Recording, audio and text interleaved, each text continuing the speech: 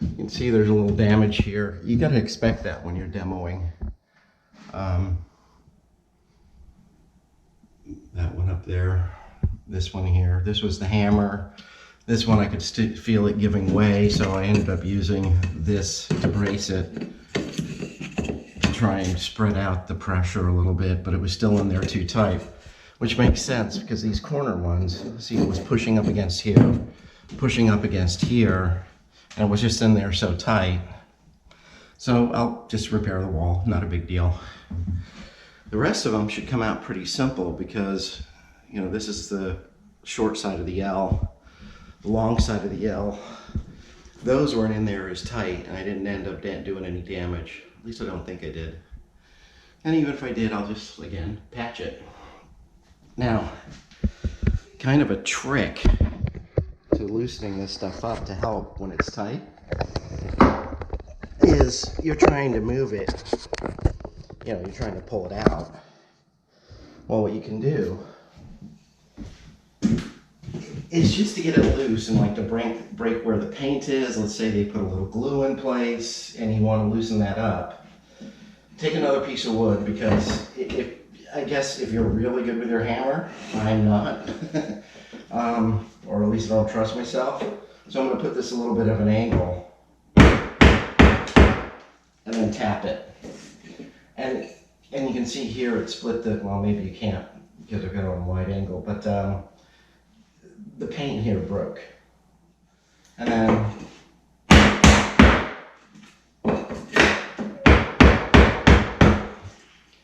that little bit of just kind of moving it, making the nails that are in here, because there are several nails in here too, unseat just a little bit, just to break their hold. And then, well, actually, I can't take down this one first, it's overlapping. I gotta take this one down first. Same with this up here. But still, I can.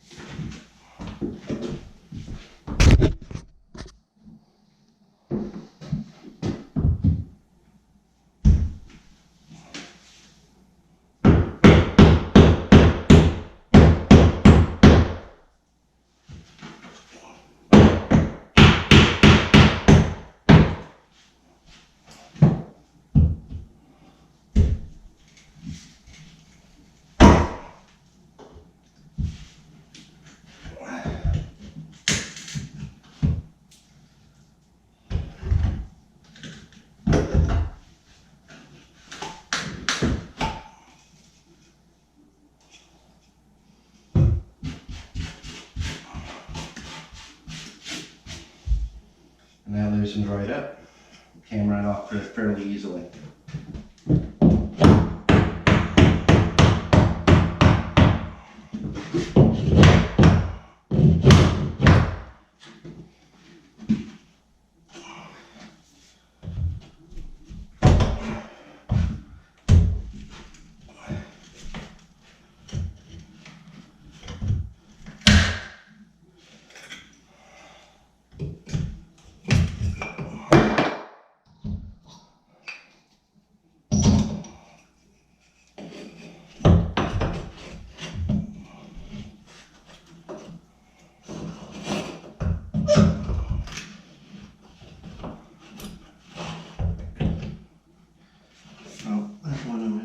Take off after I take this one off. But you can see how putting a piece of wood there, putting your hammer on the wood, spreads it out and it didn't damage the drywall.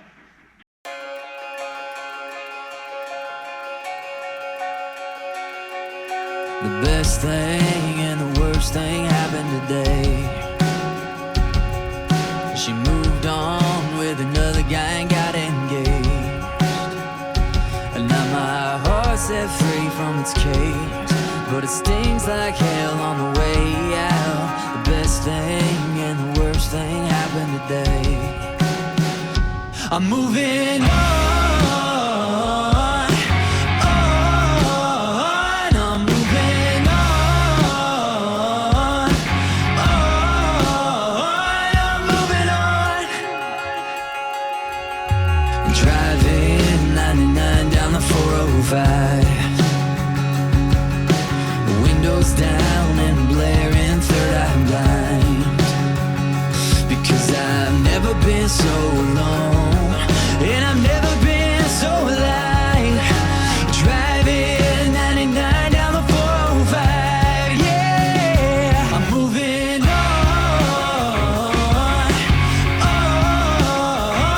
I'm moving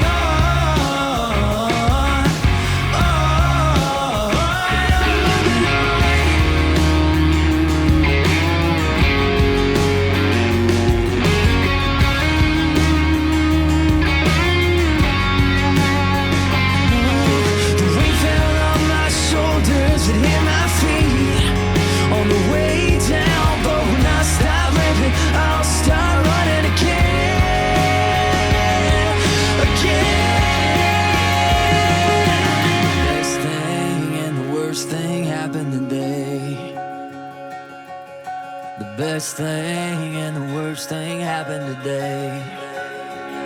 I'm moving on. I'm moving on. I'm moving on. I'm moving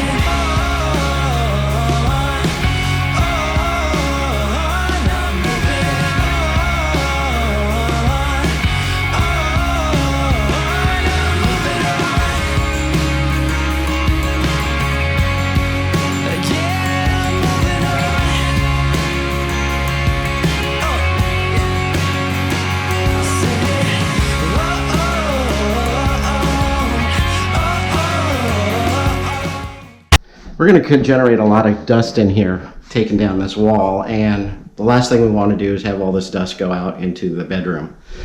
So I've got this drop cloth here that I'm going to put up. And what a mistake people make all the time is cloth does not do good with screws. So I guess it's not going to be a backer or fronter, but this is going to go over the cloth to hold it in place. And the wood will push against the cloth, and then the cloth won't rip.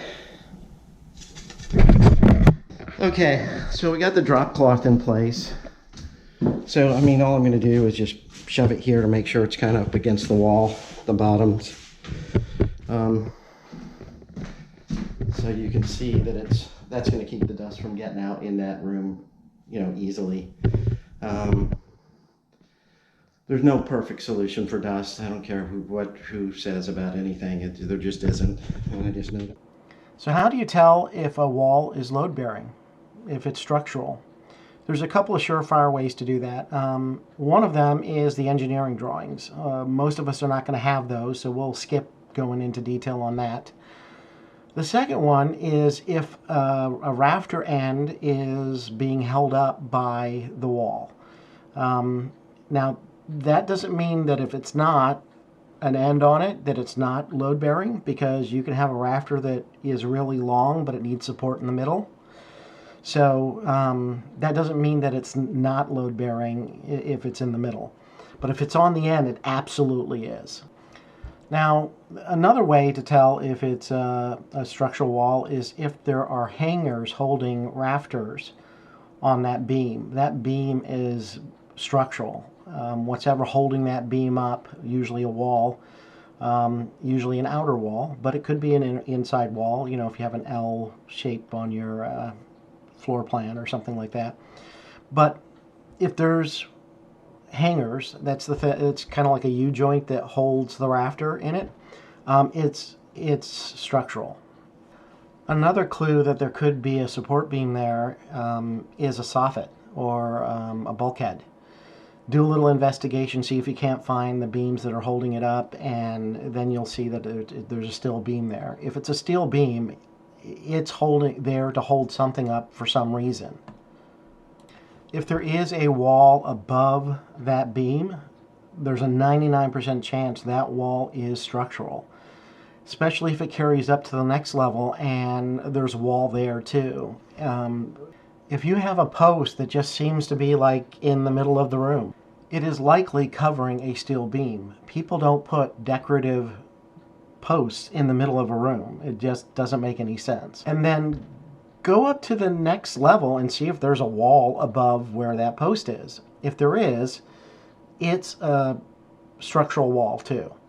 The whole point of these structural walls is to carry the weight of the roof down to the ground. And the best way to do that is having walls on top of walls on top of walls. So how do you figure out if it's not a structural wall? Well, that's a little more difficult. You really need to open up above it so you can see what the rafters are like above it. And again, it's not going to be 100% unless you have the engineering drawings.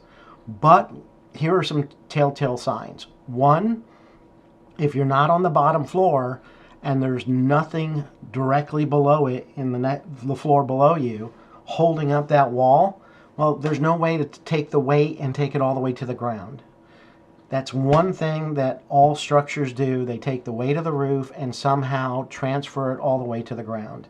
Now, with that said, you can put a beam in to support that weight so that you can leave it as an open space. These beams are huge, and that's why you might look for a soffit there. Or if they've hidden it up in it, you're just going to have to open up the wall. I'm sorry, not the wall, but the ceiling, and just take a look.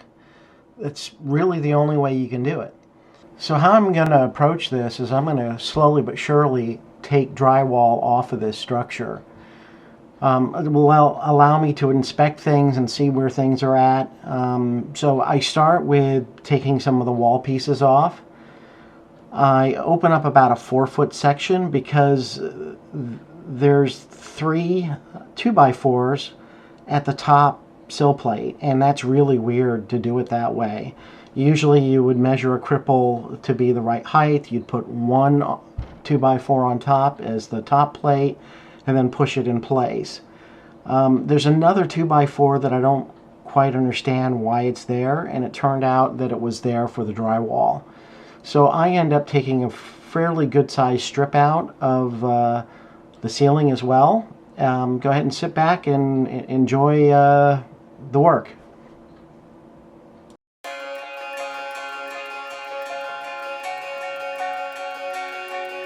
The best thing and the worst thing happened today. She moved on with another guy and got engaged. And now my heart's set free from its cage, but it stings like hell on the way out. The best thing and the worst thing happened today. I'm moving on.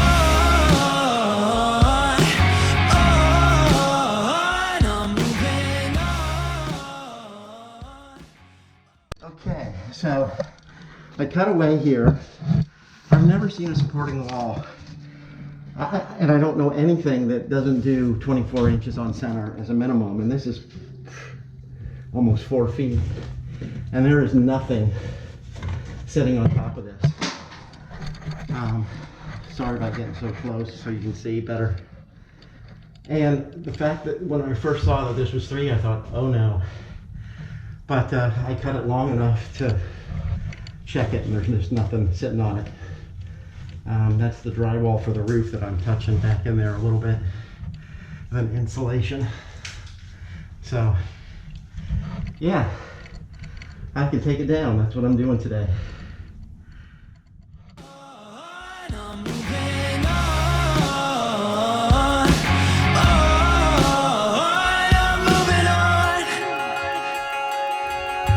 Driving 99 down the 405, windows down and blaring third eye blind, because I've never been so alone, and I've never been so alive. Driving 99 down the 405, yeah, I'm moving on.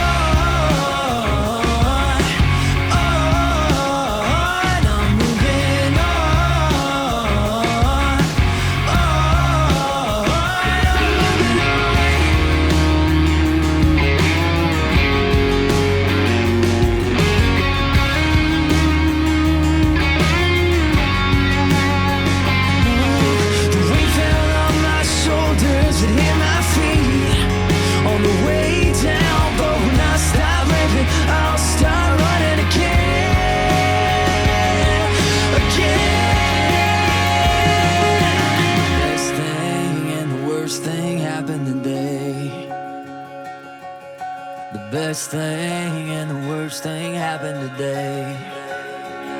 I'm moving on, I'm moving on.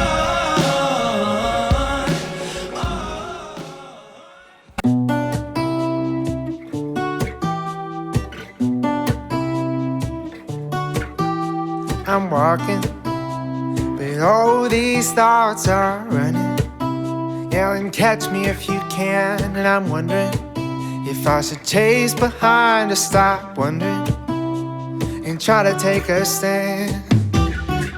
Oh, and they keep asking where the hell I'm going, who I'll be for the rest of my life. Well, I don't know where time is gonna take me. No, I'm just trying to take my time.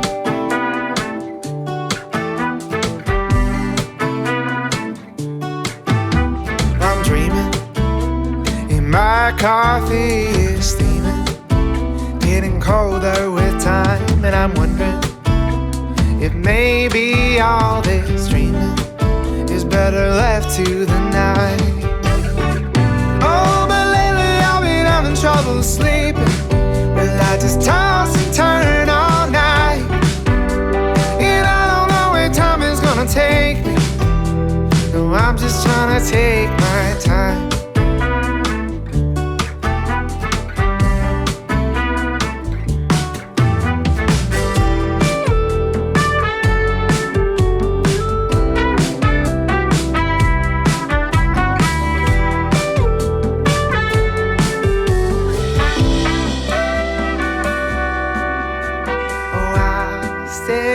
Staying, I'm almost lost. Say I'll stay, staying, I'm almost lost. Say I'll stay, staying, I'm almost lost. Say I'll stay, staying, just wait, wait, wait.